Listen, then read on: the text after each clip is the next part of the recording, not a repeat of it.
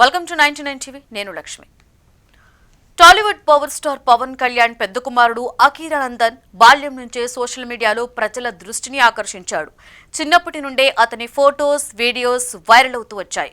పవన్ కళ్యాణ్ అభిమానుల్లో అఖీరాపై ప్రత్యేకమైన ఆసక్తి ఉంది. ఆ అబ్బాయి భవిష్యత్తులో సినిమా రంగంలోకి వస్తాడా అనే ప్రశ్నలు తరచూ వినిపిస్తుంటాయి. అఖీరా చిన్నప్పటి నుండే ఆర్ట్స్ పట్ల ఆసక్తి చూపించాడు. పాఠశాల రోజుల్లోనే అతను మార్షల్ ఆర్ట్స్ లో ట్రైనింగ్ తీసుకున్న విషయం రేణు దేశాయ్ అనేక సార్లు చెప్పారు. అతని హైట్, లుక్, ఫిట్నెస్ చూసిన ఫ్యాన్స్ ఇతను హీరో మెటీరియల్ అని కామెంట్స్ చేస్తుంటారు. పవన్ కళ్యాణ్ స్టైల్, తీరు కొంతవరకు అఖీరాలో కనిపిస్తాయని అభిమానులు అంటుంటారు.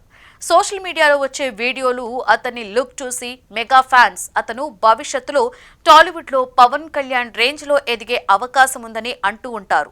అఖీరానందన్ పేరుకు పవన్ కళ్యాణ్ వారసత్వం ఉన్నా అతను తనదైన ప్రతిభతో ఎదగాలని కోరుకునే యువకుడిగా కనిపిస్తాడు. అయితే ఇప్పుడు అఖీరా గురించి ఓ వార్త బాగా వైరల్ అవుతోంది. ఈ మధ్య కాలంలో ఏఐ అద్భుతాలను సృష్టిస్తోంది. ఊహల్లో మాత్రమే ఉన్న విషయాలకి కూడా రూపమిస్తోంది. కొంతమంది ఈ టెక్నాలజీని మంచి పనులకు వాడితే మరికొందరు దానిని చెడు కోసం ఉపయోగిస్తున్నారు. ఇప్పుడు సినిమా రంగంలో కూడా ఏఐ ప్రభావం పెరుగుతోంది. ఇటీవల ఒక వ్యక్తి ఏకంగా ఏఐ సాయంతో ఒక పూర్తి స్థాయి సినిమానే రూపొందించాడు. ఆశ్చర్యకరం ఏమిటంటే పవన్ కళ్యాణ్ కుమారుడు అఖీరానందన్ హీరోగా పెట్టి ఈ సినిమాను తీశాడు.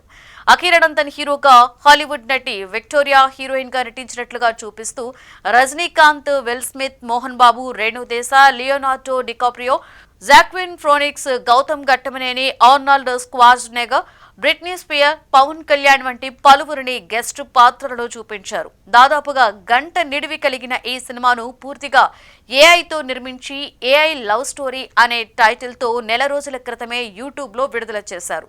కథలో టెక్నాలజీ, ప్రేమ కథ, గ్రహాల ప్రయాణం, బ్రెయిన్ డేటా వంటి అంశాలను కలిపి లవ్ సస్పెన్స్ స్టోరీగా రూపొందించారు. దీంతో పవన్ ఫ్యాన్స్ ఈ వీడియోని సోషల్ మీడియాలో విపరీతంగా వైరల్ చేస్తున్నారు.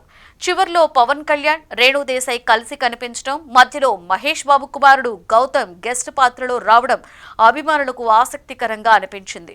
పవన్ కుమారుడు అఖీరానందన్ ఎప్పుడు హీరోగా ఎంట్రీ ఇస్తాడా అని అభిమానులు ఎదురు చూస్తుంటే ఈ ఏఐ సినిమా వచ్చిన వెంటనే అఖీరా ఇప్పటికే హీరో అయిపోయాడు అంటూ సోషల్ మీడియాలో చర్చలు మొదలయ్యాయి. భవిష్యత్తులో నిజమైన నటీనటులు లేకుండానే వారి ముఖాలను ఏఐతో సృష్టించి సినిమాలు తీయగల రోజులు ఎంతో దూరంలో లేవని ఈ చిత్రం చూపించింది. అయితే ఏఐ సాయంతో అసలు నటీనటుల ముఖాలను ఉపయోగించి సినిమా తీయడం ఎంతవరకు సరైంది అన్న దానిపై సినీ పరిశ్రమ నుండి ఇంతవరకు ఎవరూ స్పందించలేదు. టాలీవుడ్ లో అఖీరా ఎంట్రీ కోసం మెగా ఫ్యాన్స్ కోటి కళ్లతో ఎదురు చూస్తున్నారు. టాలీవుడ్ లో పవర్ స్టార్ పవన్ కళ్యాణ్ కి ఉన్న క్రేజ్ ఎంత చెప్పినా తక్కువే. ఆయనకున్న అభిమాన వర్గం, ఆయన తీరు, ఆయన వ్యక్తిత్వం ఇవన్నీ కలిపి ఆయనను ప్రత్యేక నటుడిగా నిలబెట్టాయి. ఇప్పుడు అదే ఆసక్తి ఆయన కుమారుడు అఖీరానందన్ పై పడుతోంది. పవన్ కళ్యాణ్ కుమారుడు అనే ట్యాగ్ అతనికి సహజమైన గుర్తింపు తీసుకొచ్చింది. కానీ టాలీవుడ్ లో నటుడిగా నిలబడడానికి వంశపారపర్యం మాత్రమే సరిపోదు.